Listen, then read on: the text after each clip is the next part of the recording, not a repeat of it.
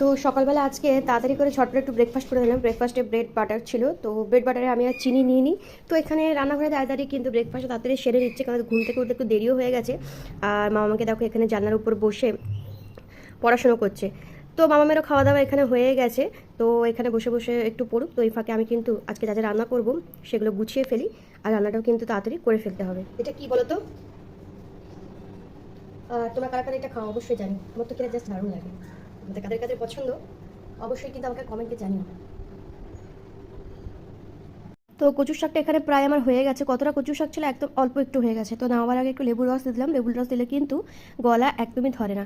তো নারকেল কোড়া দিয়ে বানিয়েছিলাম, খেতে কিন্তু খুবই ভালো হয়েছিল। অ্যাকচুয়ালি আমি ভাবতেই পারিনি যে কচুর শাকটা এত ভালো খেতে হবে।